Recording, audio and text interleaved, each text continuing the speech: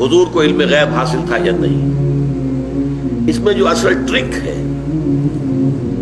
مسئلے کو حل کرنے کے لیے، جو اصل کلید ہے وہ کیا ہے؟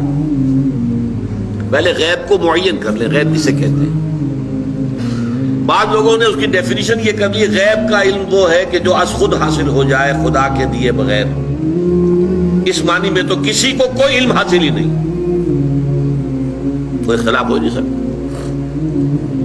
یہ جو شہادہ اور غیب کی اصطلاحات قرآن مجید میں آتی ہیں وہ اس اعتبار سے آتی ہیں کہ ایک وہ چیزیں جو ہماری نگاہوں کے سامنے ہیں، ہم اپنی آنکھوں سے دیکھ سکتے ہیں، اور آنکھوں کے لیے ہم نے ٹیلیسکوپ بھی ایجاد کر لیے، مائکروسکوپ بھی ایجاد کر لیے، اس سے دیکھ سکتے ہیں۔ ایک وہ عالم ہے جو ہماری نگاہوں سے پوشیدہ ہے، فرشتے ہماری نگاہوں سے پوشیدہ ہیں، وہ نہ ٹیلیسکوپ سے نظر آئیں گے نہ مائکروسکوپ سے نظر آئیں گے۔ عالم آخرہ، جنت دوزخ ہماری نگاہوں سے پوشیدہ ہے۔ یہ عالم غیب ہے ہمارے لیے۔ اللہ تعالیٰ غیب اور حاضر دونوں کا جاننے والا ہے، حالانکہ اللہ کے لیے غیب ہے ہی نہیں۔ آپ سوچئے، اللہ کے لیے تو آنے واحد میں ہر شے اس کی نگاہوں کے سامنے بیک وقت موجود ہے، اس کے لیے غیب نہیں ہے۔ جب قرآن کہتا ہے عالم الغیب والشہادہ، وہ ہمارے اعتبار سے ہے۔ جو چیز ہمارے لیے غیب ہے وہ اللہ کے علم میں ہے، اور جو چیز ہمارے لیے شہادہ ہے وہ تو اللہ کے علم میں ہے ہی ہے۔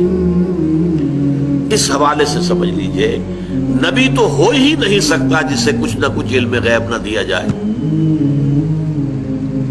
اگر نبی کا علم بھی وہی ہو جو ہمارا ہے تو پھر ہمارا اور ان کا فرق کیا ہوا؟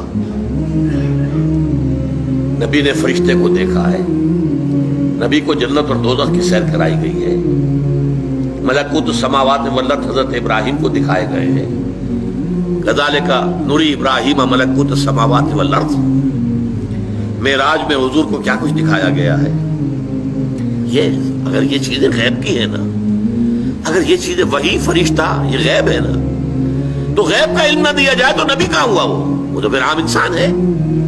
قل انما انا بشر مثلکم یوحی الی، وحی آ رہی ہے میرے پاس، تو یہ خود غیب سے معاملہ آ رہا ہے۔ البتہ کل غیب جو ہے وہ اس کی نفی ہو جائے گی، کل غیب نہیں۔ چنانچہ یہ میں نے باقاعدہ ایک بریلوی عالم دین سے گفتگو کی تھی، ابھی میں طالب علم تھا، میڈیکل کالج میں پڑھ رہا تھا، تو انہوں نے جا کے اپنی کتابیں مجھے دکھائیں کہ دیکھیے ہم مانتے ہیں حضور کا علم ذاتی نہیں عطائی ہے، نمبر ایک۔ حضور کا علم قدیم نہیں حادث ہے، نمبر دو۔ حضور کا علم لا محدود نہیں محدود ہے۔ تو میں نے کہا پھر میرا تو آپ سے کوئی جھگڑا نہیں ہے، تین باتیں آپ واقعی مان لیں تو پھر میرا کوئی جھگڑا نہیں، میرا اختلاف ختم ہو گیا۔ اب ٹیکنیکل بحث ہے، قرآن مجید میں بھی آیا ہے لا یظہر علی غیبہ الا من ارتضی من رسول، اللہ اپنے غیب کو ظاہر نہیں کرتا مگر اپنے رسولوں میں سے جن کو پسند کرتا ہے ان کو وہ غیب کی خبر دیتا ہے۔